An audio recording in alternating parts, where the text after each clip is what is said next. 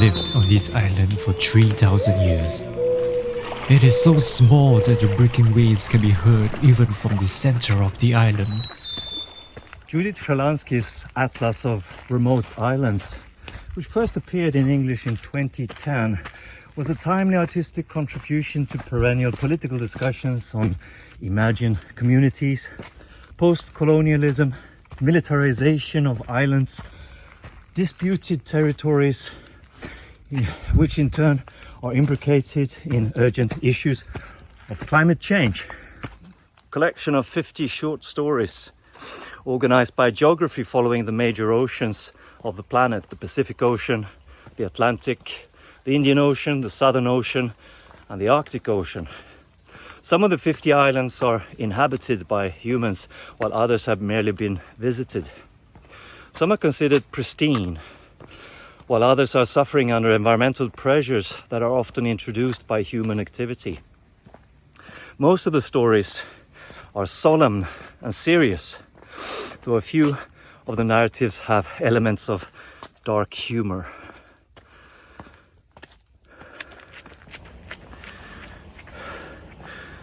With these courses, these student exercises, I wanted to have the students engage with these narratives and transport themselves to these imagined far-flung, faraway places, but also to engage with technology, in particular with the art form of soundscape composition and radio plays, narrative radio plays.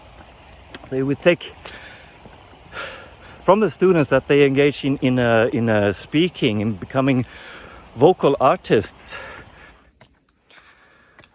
So when working with the narratives, that's one very important part of the project, the student project.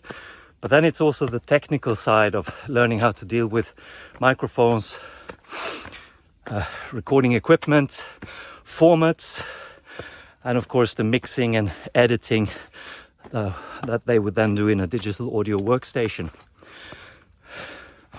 We also got into using Google Maps as a platform, almost like an exhibition format for the 30 or 40 works that the student made.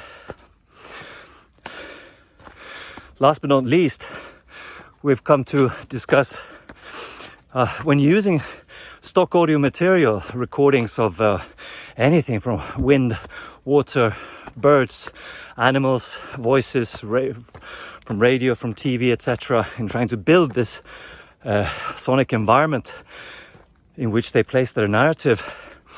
But the questions of IP, intellectual property rights, come up very quickly. So, and not insignificant part of the learning experience for the students in doing this kind of radio play work is to get to grips with and to understand the limits and the possibilities of intellectual property audio. In particular, they get to work with some stock audio, some commercial sites for which the university has paid licenses.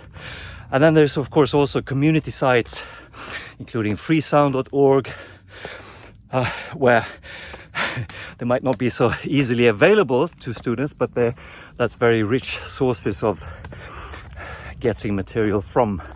There's also research sites, anything from NASA to the British Library and other libraries that provide lots of audio sources that the students were able to use.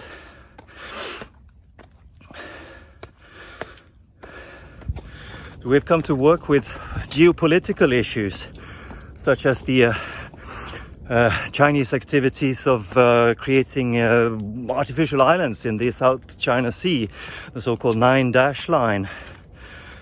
And also what this means for Hong Kong, which is of course it's near in the region. The other issue has to do with climate change and the sea level rise, which threatens many low-lying and indeed remote islands in the Pacific, in the Indian Ocean, and so forth. can we say in defense of Shalansky that this atlas serves as something like a form for presenting a multitude of stories and perspectives, which indicates that the author is aware of the problematic effects of media and modes of representation and the represented world. Every double page of the atlas creates a new life world, a microcosm, as it were. Shalansky does not gratuitously flatter the first world reader by providing a cabinet of curiosities. On the contrary, the stories reinsert the reader into a landscape of multiple movements and connections, so that the atlas invites the reader into the world rather than simply look at it.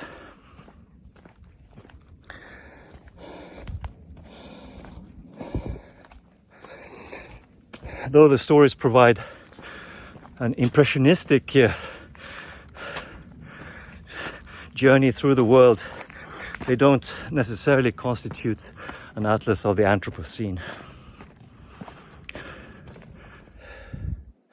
Judith Shalansky is foremost a fiction writer, and her field of scientific interest lies in anthropology rather than geography or descriptive naturalist research. One could suggest that her atlas is a theatrical play, staged with multiple actors, and where each island is a scene dedicated to representing a distinct confrontation between nature and culture. So, as Shalansky herself writes, maps of the world, they employ a merciless generalization through which they may tame the wilderness. This attitude has raised critical comments, because the stories focus on the geographical distance between islands and any mainland, and certainly to the author-reader's armchair back in Berlin. It has been argued that hers is an orientalizing discourse that may advance narratives of exceptionalism and exoticism, which play into an empire-centric worldview. So what is it that I have learned the most from doing this remote islands project with students? I think it has been, the greatest pleasure has been to be part of the students' discovery of storytelling, and how they can, on the one hand, they can create something which is so far from them and make it real, make it feel lived.